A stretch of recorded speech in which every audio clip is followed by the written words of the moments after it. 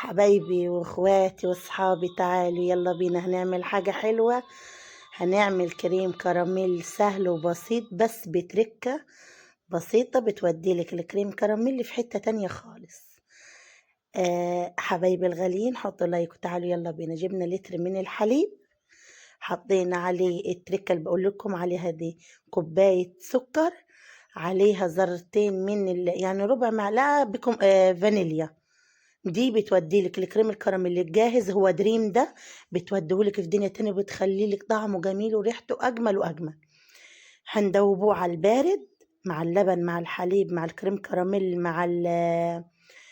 مع السكر مع كيس فانيليا، ونقلبوهم كده قليبة حلوة، ونحطهم على النار ونستمر في التقليب. شوية حلوين كده، طول ما هو على النار يعني ايدنا فيه. ماشي يا حبايب قلبي يا غاليين، كل سنة وانتم طيبين فرحانين ومتهنين يا رب.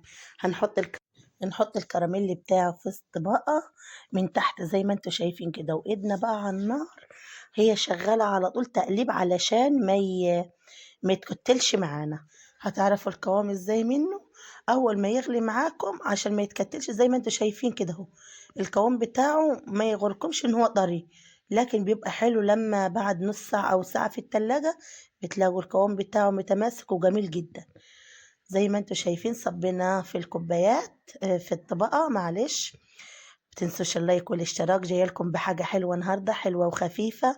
هو جاهز بس بنحط له حاجة بسيطة ممكن تودي طعمه في حتة تانية وتبقى جميل وحلو. كل سنة وانتم طيبين بألف هنا يا حبايبي، وشفا على قلبكم. وزي ما انتم شايفين كده، وكنت كباه كله فين في الطبق. قلنا نحل بقنا وحللكم بقكم معايا. حطيناه في التلاجة لمدة ساعة، في التلاجة من تحت، مش من الفريزر من فوق. بيطلع معاكم، هوريكم بقى دلوقتي تحفة عسل. حطوا اللايك والاشتراك لأم هنا، واتفرجوا على الفيديو الخفيف الحلو ده للآخر. وهو يا غالين بالشكل اللي انتوا شايفينه كده، كنت طلعته من التلاجة عايزين ناكلوه دلوقتي بعد الفطار. بعد ما فطرنا حبينا نحلي وحللكم معايا.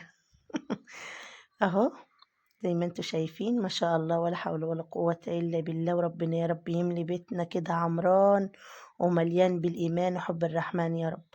طلعناه وقلبناه في الأطباق كده برضو، بصوا شايفين الجمال، ما شاء الله ولا حول ولا قوة إلا بالله. جميل، ونفرح ولادنا ونبسطهم بحاجة حلوة هم بيحبوها، وبيطلع معاكم بكل بساطة، وسهل وبسيط وخفيف وحلو وبس كده. الفيديو بتاعي بسيط وسهل، وبألف هنا شفا على قلوبكم يا حبايب قلبي، ومع ألف سلامة.